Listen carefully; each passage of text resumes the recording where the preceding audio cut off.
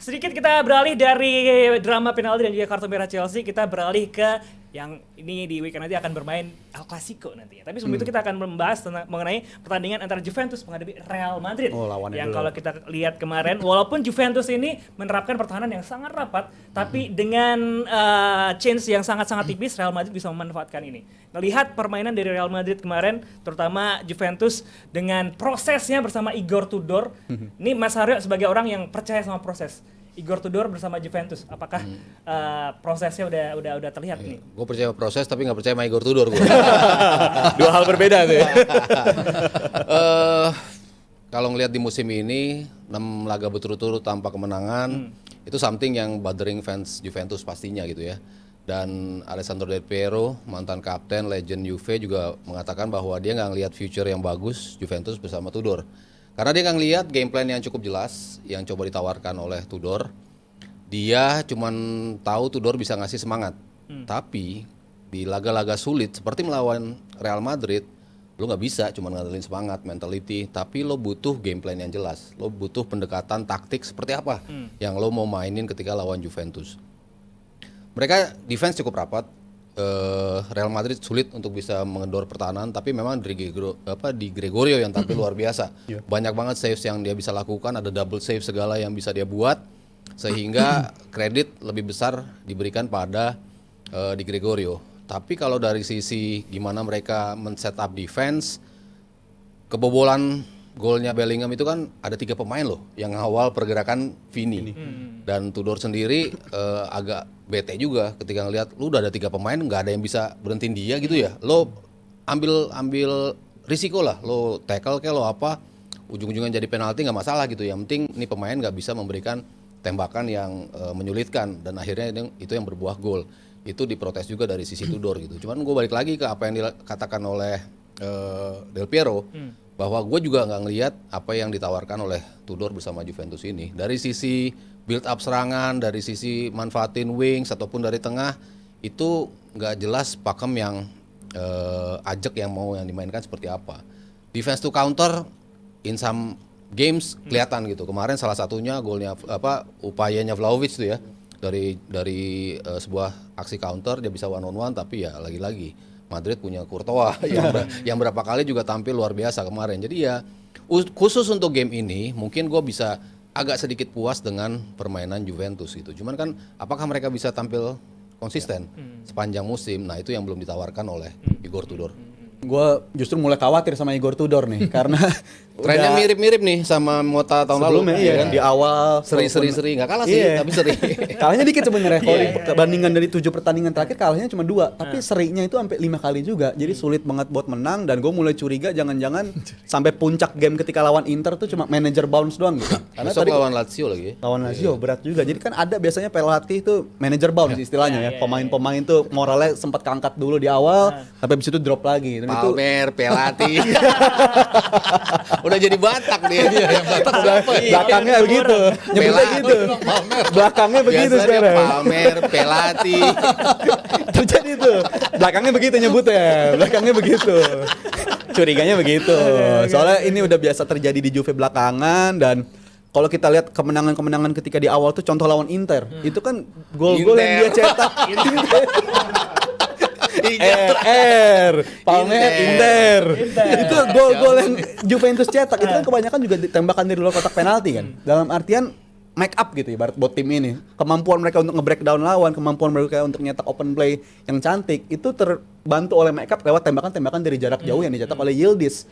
Jadi dari segi build up ini tim juga masih kesulitan ngelakuin sesuatu dari era Tudor, dan gue kemarin lihat ada jurnalis sana beritain kalau tim ini juga kelihatannya nggak tahu starting 11 terbaik ya bagi Tudor gitu, karena investasi di bulan musim panas kemarin udah dilakukan dengan rombak lini depan ya, walaupun masih ada Vlahovic, tapi kan datengin si Jonathan David, habis itu datengin juga Luis Openda, tapi nggak ada sekalipun Igor Tudor tuh tahu kayak gimana cara manfaatin si Openda dan juga Jonathan David di depan ini gitu. Jadi siklusnya muter-muter di situ aja, dan kelihatannya soalnya juga belum bisa memanfaatin Isak. Sabar, itu sabar. Ini masalah nih buat Igor Tudor nih. Sabar. Kalau Liverpool sabar, kalau Juventus udah nggak bisa. Bahaya nih, susah nih tim nih. Tapi emang benar. Gue tadi ngambil ceruk apa yang dikatakan oleh Rizal bahwa Juventus ini sepertinya absurd. Jadi kalau di tiap pertandingan secara umum kita lihat nggak ada pakem yang firm menurut gua nih. Jadi dari situ kelihatan kan bahwa Igor Tudor ini gue jadi Igor. Ini kayak oke, gue mau nurunin pemain utama gue nih siapa aja. Mungkin 1-2 yang dirubah it's okay lah, tapi itu nggak terjadi. Dan yang menjadi anomali menurut gue adalah seorang mantan pemain Juve, mantan pemain belakang ngelatih tim di negara yang paling kuat bertahan dan tim yang merepresentasikan Juventus. Tapi kalau lo lihat lini belakang mereka rapuh. Mungkin dari 10 tim teratas itu mereka salah satu yang pertahanannya cukup buruk. Nah kemarin apa yang kita lihat lawan Real Madrid ya sebenarnya itu kalau bukan Gregorio ya mungkin mereka lebih banyak lagi kebobolan. Jadi lini belakang ini nggak cukup kuat untuk menahan serangan-serangan Madrid, dan apalagi ya lawan Madrid gitu, lo nggak bisa ngasih kesempatan sedikit pun. Ini lo kasih banyak dan beruntung sebenarnya mereka nggak kebobolan lebih dari 1 gol. Tapi yang gue nambahin dikit, terlebih dari buruk ke lawan Madrid, lawan Como tuh jauh lebih buruk sebenarnya kan. Ketika kalah dari lawan Fabregas itu. Jadi ini tim buruk, dan gue dikit aja nambahin kalau dari segi starting 11, gue nggak ngeliat ada leaders di tim Juve ini, di tim yang musim ini ya, nggak ada satupun leader menurut gue. Itu masalahnya. Tapi kalau kita ngebahas soal Real Madrid ini kan semalam ada pemain yang menemukan kembali magisnya di tengah, di mana skema baru Xabi Alonso ini kan sedikit membuat Bellingham ini tidak memiliki tempat, di mana kan dia lebih percaya sama Arda Güler dan memang deserve di posisi itu. Ngelihat Jude Bellingham yang kembali menemukan magisnya, apakah dia akan kembali ke performa terbaiknya? Mas Aryo. Ya, dia musim lalu kan banyak yang bilang musim dia yang buruk. Tapi dia nggak mau dibilang sebagai musim buruk, karena musim buruknya dia bisa cetak 15 gol dan 14 assist. 29 terlibatan gol itu, kalau ada pemain yang bisa mengambil kredit atas itu ya pasti ini dibilang bagus gitu kan. Tapi untuk ukuran apa yang dia lakukan di musim sebelumnya, di mana dia keterlibatannya golnya jauh lebih banyak gitu ya, 23 kalau nggak salah, dan juga asisnya juga hampir sama 15 gitu. Jauh lebih bagus di musim pertama memang. Jadi orang langsung taruh standarnya seperti itu gitu. Ya kayak salah lah ya. Di musim pertama waktu itu langsung barometernya tinggi, begitu di bawah itu yang sebetulnya nggak jelek, orang mengatakan itu sebagai hal yang jelek. Itu yang dialami Bellingham. Makanya dia seneng banget kemarin dia bisa cetak gol. Apalagi ini kan baru start ketiga buat dia kalau nggak salah, dan 4 kali sebagai substitute karena dia baru operasi shoulder juga. Jadi dia seneng bisa jadi bagian dari tim, apalagi dengan skema baru dari Xabi Alonso ya. Ketika ada 2 gelandang bertahan yang berdiri sejajar, di sini halnya Tchouaméni dan juga Camavinga, dan dia ada di depannya. Itu kan sebetulnya di musim pertama dia mirip-mirip juga ya, sebagai tip of the diamond-nya lah, dia ditaruh di posisi itu gitu.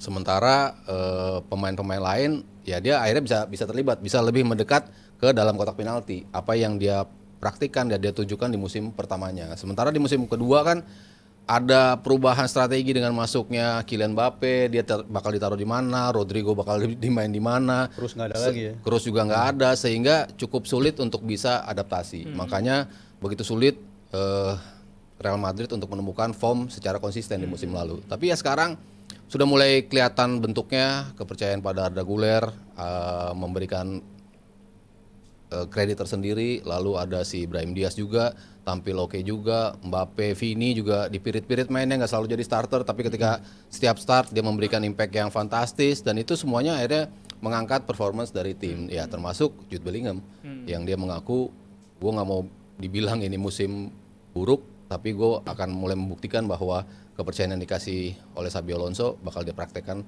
dan dia buktikan di atas lapangan. Nah, Bung Harpa, Jude Bellingham akankah memberikan kontribusi yang maksimal kalau diberikan kepercayaan? Dia akan, pasti. Dan menariknya kalau kita lihat situasi rap dari apa yang dijelaskan Rizal sama Mas Aryo, ini kan terjadi persaingan kan, terutama di area sepertiga akhir lah gitu. Kalau di double pivot sih kayaknya cuma Nima Camavinga nggak terlalu banyak ini ya pesaing kayaknya. Dan sebenarnya setiap pemain yang ada ini juga menarik ya.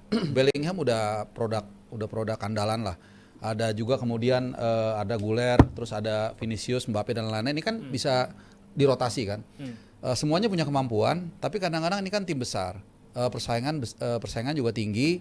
Para pemain setiap dipasang pasti harus memberikan yang terbaik. Gue masih ingat musim pertamanya Bellingham kalau nggak salah di top skor ya. Buat tim Madridnya ini. Madrid ya. Karena nggak ada target man kan. Benzema. Nah, jadi tuh ketika ada kondisi yang menguntungkan posisi dia, role dia akan bisa maksimal. Tapi ada waktunya ketika ada Mbappe masuk misalnya atau ada Vinicius, ya dalam tanda kutip dia ada ngalah dikit. Tapi betul yang kata Mas Yoro bilang, ngalahnya dia juga 29 kali terlibat dalam gol kan.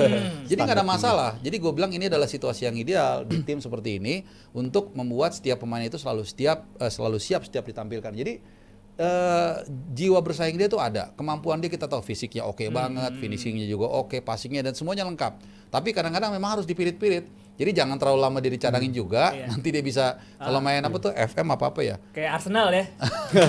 Nyambung sih Kenapa itu. jadi ke Arsenal nyambungnya ya?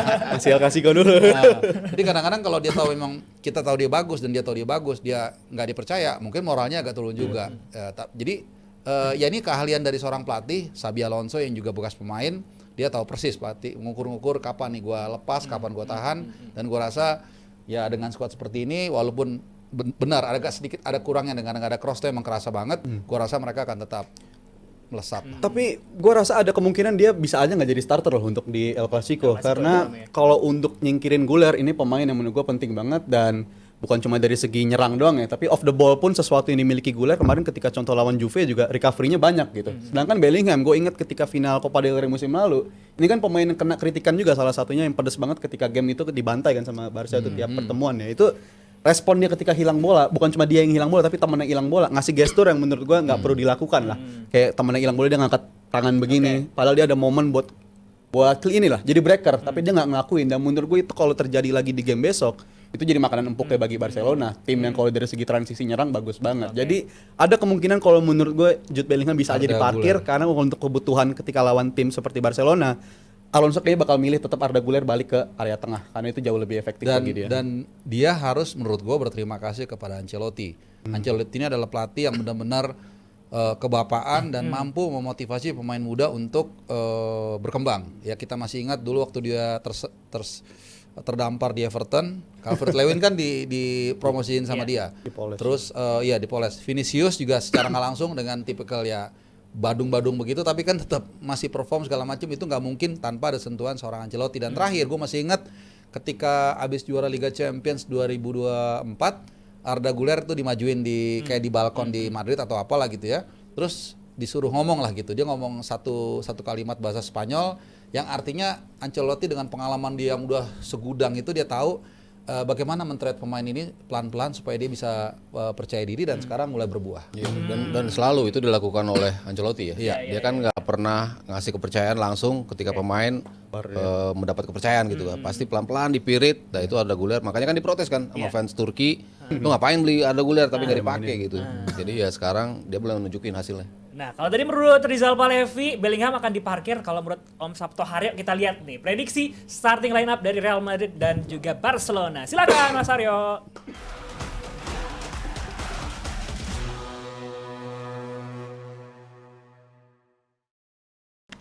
Alright guys, kita akan melihat komposisi dari starting 11 yang menurut gua kayaknya bakal dimainkan oleh kedua pelatih. Tapi kan memang masih nunggu-nunggu ya, apakah Trent Alexander-Arnold cukup siap untuk menjadi bek kanan? Kalau dia jadi bek kanan, artinya Valverde akan ngambil posisi di sini dan mungkin Camavinga yang nggak akan bermain. Menurut gua Bellingham tetap menjadi pilihan.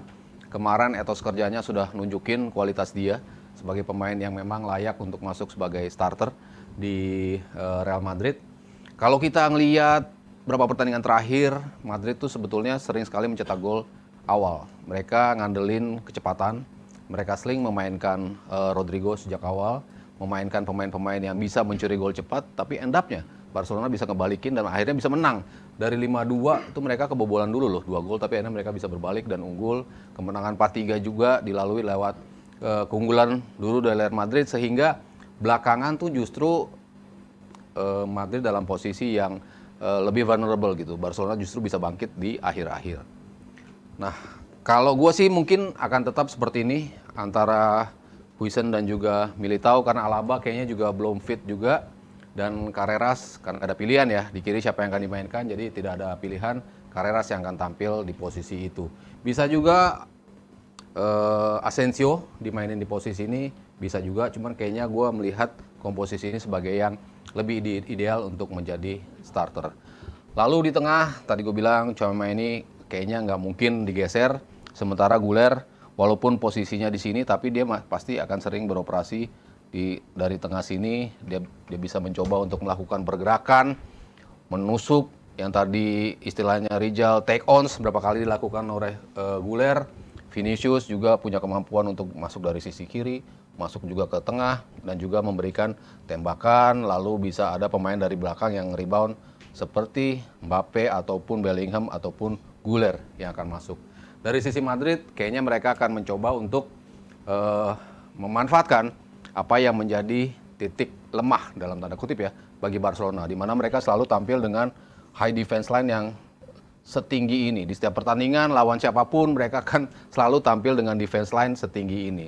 Ini akan memberikan kesempatan bagi pemain-pemain dengan kemampuan melempar umpan-umpan jauh. Valverde punya kemampuan untuk melakukan itu. Lalu kalau di sini misalnya Asensio pun punya kemampuan untuk ngirim bola ke tengah. Kita bicara juga tadi cuma ini Bellingham sama-sama punya kemampuan untuk bisa mengakali high defense line yang dimiliki oleh Barcelona. Barcelona juga bisa dibilang tidak mulus juga karena banyak juga pemain yang tidak fit. De Jong dipertanyakan tapi katanya sih akan cukup fit untuk melakukan debut. Lalu Araujo juga masih 50-50 siapa yang akan bermain. Tapi kalau gua ngelihat bola-bola bawah yang lebih sering dimainkan oleh Real Madrid membutuhkan pemain yang punya kecepatan lebih. Artinya Eric Garcia, ya walaupun banyak yang bilang ini nggak cocok untuk berseragam Barcelona, tapi gue bilang untuk bola-bola bawah dia masih lebih bagus dari Araujo. Balde dan juga Konde menjadi pemain yang bakal kerepotan sepanjang pertandingan karena tadi gue bilang Güler bisa masuk dari sini, lalu Mbappe juga kadang-kadang bisa nusuk dari sini. Kalau Brahim Diaz masuk juga pasti akan manfaatkan sisi sebelah sini. Kalau dari kiri udah pasti Vinicius yang akan mencoba, makanya kenapa Konde bakal punya peran besar untuk bisa memastikan tidak ada umpan-umpan yang masuk ke dalam kotak penalti. Rashford, ini pemain yang menjadi taruhan gua dan juga Rijal. Apakah dia akan menjadi starter? Kayaknya karena Lewandowski tidak bisa bermain, Rafinha juga tidak bisa bermain, Ferran Torres juga masih dipertanyakan. Kayaknya posisi tengah ujung tombak lagi-lagi akan diberikan pada Rashford. Walaupun end-up-nya dia sering bermain di sebelah kiri, lalu bantuan dari Fermin yang suka masuk tiba-tiba dari sisi kanan, itu akan memberikan dimensi yang cukup ramai ya di kotak penalti dari Real Madrid. Jadi ya, laga yang pastinya akan kita melihat bagaimana adu strategi dari kedua pelatih. Apakah lagi-lagi high defense line Barcelona akan menjadi masalah utama bagi mereka? Apakah itu bisa dimanfaatkan oleh Real Madrid? Sebagai tuan rumah, tentunya Madrid berada di atas angin, walaupun 4 El Clasico terakhir mereka mengalami kekalahan demi kekalahan terburuk kedua setelah era Pep Guardiola, di mana dari 2008 sampai 2010 5 kali berturut-turut Real Madrid bisa kalah dari Barcelona. Jadi mereka nggak mau sampai ke titik itu, dan ini akan coba ditunjukkan oleh Real Madrid dengan komposisi seperti ini. Mereka mencoba untuk menahan Barcelona tidak berpesta di Bernabeu.